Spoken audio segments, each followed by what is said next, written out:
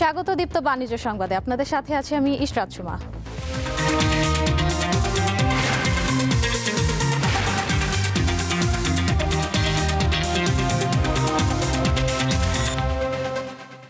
বৈদেশিক মুদ্রা আয়ের প্রধান দুই উৎসের একটি প্রবাসী আয় বাড়লেও পণ্য রপ্তানি নেতিবাচক ধারায় চলে গেছে। গত 5 মাস ধরেই রপ্তানি কমছে। এর মধ্যে গত ডিসেম্বরে শীর্ষ 5 খাতের রপ্তানিও কমেছে। এতে চলতি 2025-26 অর্থ বছরের জুলাই ডিসেম্বর প্রান্তিকে দেশের সামগ্রিক পণ্য রপ্তানি কমেছে প্রায় 2%।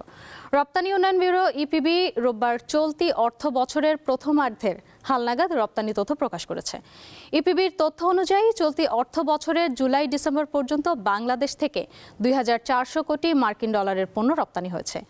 এর আগের অর্থ বছরে একই সময়ে রপ্তানি হয়েছিল 2453 কোটি ডলারের পণ্য। এক বছরের ব্যবধানে রপ্তানি আয় কমেছে প্রায় 53 কোটি ডলার, যা শতাংশের হিসেবে 2.19। এপিবির তথ্য বিশ্লেষণে দেখা যায় গত ডিসেম্বরে রপ্তানি হয় 314 কোটি ডলারের তৈরি পোশাক। এই রপ্তানি তার আগের বছরের ডিসেম্বরের তুলনায় 14.23% কম। শীর্ষ 5 খাতের মধ্যে চামড়া ও চামড়াজাত পণ্য, হোম টেক্সটাইল এবং পাট ও পাটজাত পণ্যের রপ্তানিতে চলতি অর্থ বছরের প্রথমার্ধে ইতিবাচক প্রবৃদ্ধি দেখা গেছে। তবে 3 খাতের রপ্তানি ডিসেম্বরে কমেছে।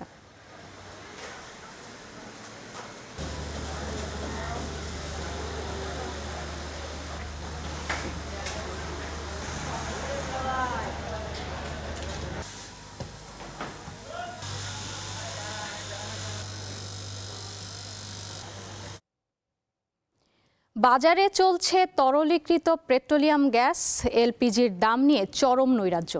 এর মধ্যেই চলতি জানুয়ারির জন্য দাম বাড়িয়েছে Bangladesh energy regulatory commission BERC.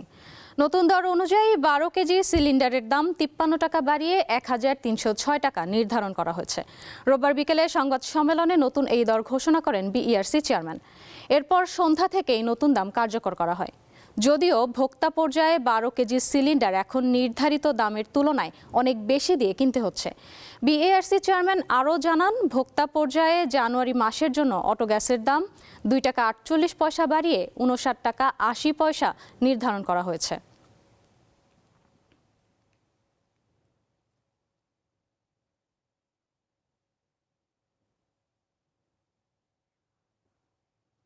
নতুন বছরের শুরুতেই আবারও দেশে স্বর্ণের দাম বাড়িয়েছে বাংলাদেশ জুয়েলার্স অ্যাসোসিয়েশন বাজুস। ভরিতে 1 লাফে 2216 টাকা বাড়িয়ে 22 ক্যারেটের 1 ভরি স্বর্ণের নতুন দাম নির্ধারণ করা হয়েছে 2,24,940 টাকা। রোববার রাতে এক বিজ্ঞপ্তিতে দাম বাড়ানোর বিষয়টি জানায় বাজুস। নতুন দাম আজ থেকেই কার্যকর ধরা হয়েছে।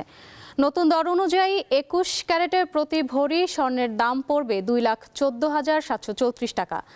18 ক্যারেটের 1,84,058 টাকা এবং সনাতন পদ্ধতির প্রতি ভরি স্বর্ণের দাম পড়বে 1,53,323 টাকা। সব মিলিয়ে নতুন বছরের শুরুতেই 2 দফায় দেশের বাজারে স্বর্ণের দাম সমন্বয় করল বাজুস। তৈরি পোশাক খাতের রপ্তানি আয়ের লক্ষ্যমাত্রা অর্জন নিয়ে সংশয় প্রকাশ করেছে বিজিএমইএ। ব্যবসায়ীরা বলছেন, গ্যাস বিদ্যুতের সংকট, উচ্চ সুদ হার আর রাজনৈতিক অনিশ্চয়তায় কমেছে উৎপাদন।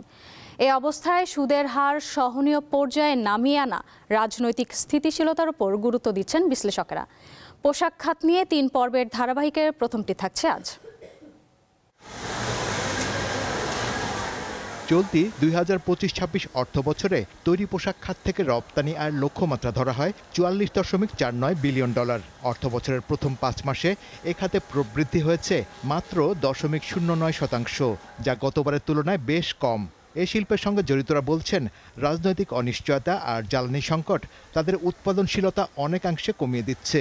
ফলে নির্দিষ্ট সময়ে অর্ডার ডেলিভারি দেওয়া চ্যালেঞ্জিং হয়ে দাঁড়াচ্ছে। ক্রাইসিসের কারণে আমরা অন টাইমে ওয়াশ থেকে আমাদের গুডসগুলো পাচ্ছি না, যেহেতু আমাদের ম্যাক্সিমাম প্রোডাক্টই হচ্ছে ওয়াশ বেসড।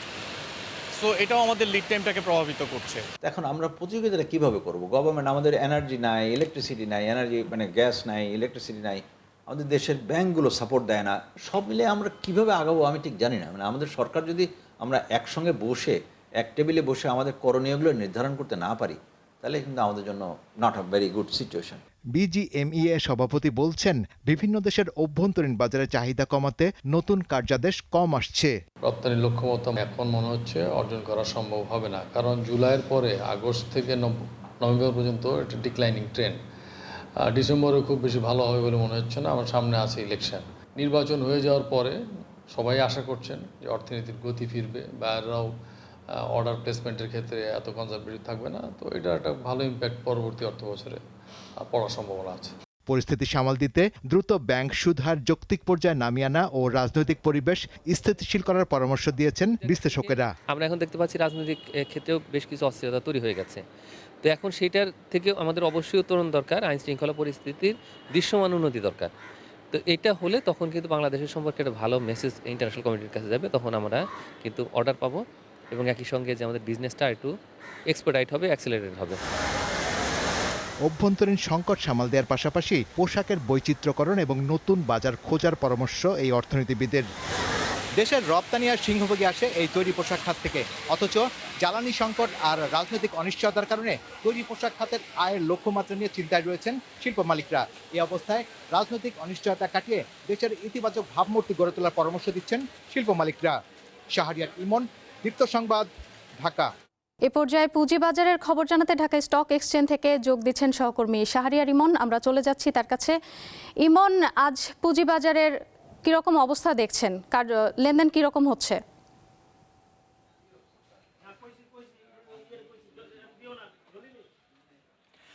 হ্যাঁ, ইরশাদ সুমা, আজ দেশের প্রধান পুঁজিবাজার ঢাকা স্টক এক্সচেঞ্জে সপ্তাহের দ্বিতীয় কার্যদিবসের লেনদেন চলছে। আমরা যেটি দেখছি যে আসলে দিনভরই কিন্তু সূচকের ওঠানামার মধ্যে দিয়ে লেনদেন চলছে। আমরা এখন দেখছি প্রথম 2 ঘন্টা পর লেনদেনে আপনার ডিএসইএক্স সূচক আপনার 7 পয়েন্ট কমে মোট সূচক অবস্থান করছে 4,958 পয়েন্টে। এছাড়া আমরা যেটি দেখছি যে বিভিন্ন কোম্পানির যে কোম্পানিগুলোর দাম বাড়ার ক্ষেত্রে আমরা দেখছি একটি মিশ্র অবস্থা বিরাজ করছে।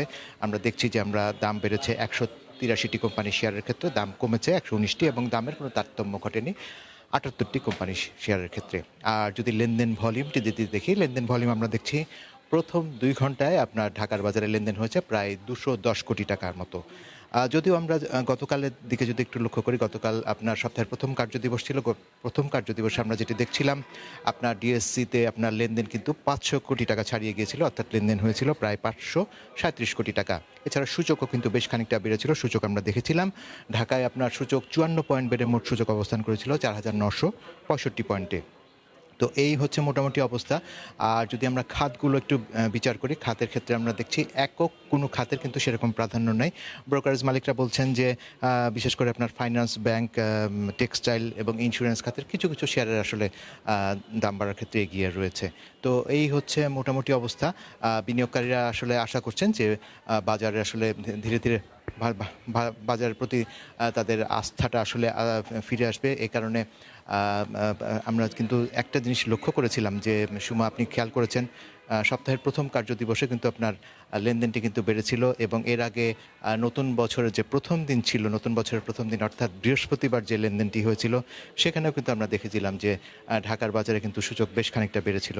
অর্থাৎ আমরা দেখছিলাম যে একটি ইতিবাচক ধারার মধ্যে দিয়ে কিন্তু আপনার পুঁজিবাজারের বছরটি শুরু হয়েছে এবং বিনিয়োগকারীরা কিন্তু আশা করছেন যে এই ইতিবাচক ধারাটি কিন্তু যেন বজায় থাকে। আমরা আজকে যদি দিনটা একটু খেয়াল করি, আজকে আমাদের দিনের শুরুটা কিন্তু আপনার সূচক বেশ খানিকটা বেড়েছিল, তবে 10:15টার দিকে কিন্তু সূচক খানিকটা পড়ে যায়।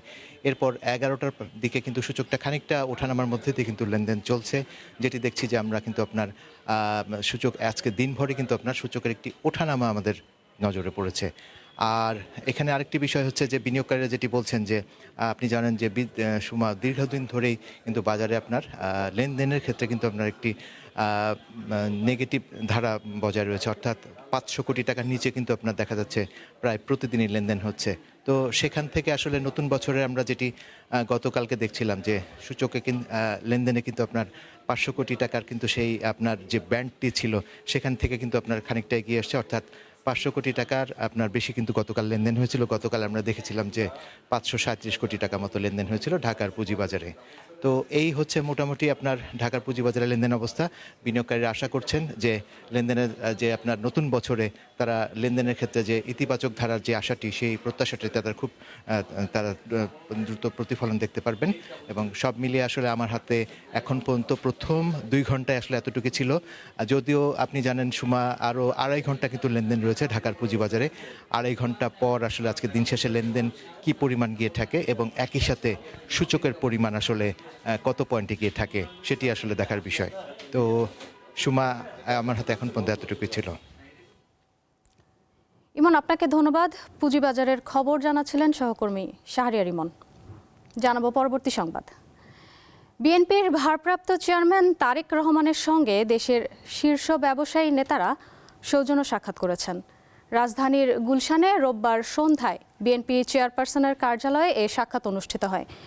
আইসিসি বাংলাদেশের সভাপতি মাহবুবুর রহমান, বিএসআরএম এর চেয়ারম্যান আলী হোসেন আকবর আলী, ব্যবসায়ীদের শীর্ষ সংগঠন এফবিসিসিআই এর সাবেক সভাপতি মীর নাসির হোসেন ও একে আজাদ, স্কয়ার গ্রুপের ব্যবস্থাপনা পরিচালক তপন চৌধুরী, বিটিএম এর সাবেক সভাপতি মতিন চৌধুরী, বিসিআই সভাপতি আনোয়ারুল আলম চৌধুরী পারভেজ সহ দেশের বিভিন্ন ব্যবসায়িক সংগঠনের নেতা ও শীর্ষস্থানীয় ব্যবসায়িক প্রতিষ্ঠানের প্রধানরা বৈঠকে উপস্থিত ছিলেন।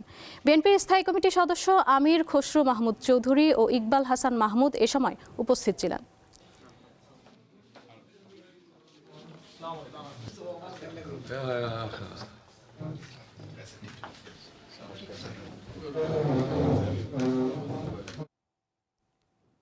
এই ছিল এখনকার দীপ্ত বাণিজ্য সংবাদ। এরপর দীপ্ত আন্তর্জাতিক সংবাদ দেখার আমন্ত্রণ রইল। সাথে থাকার জন্য ধন্যবাদ।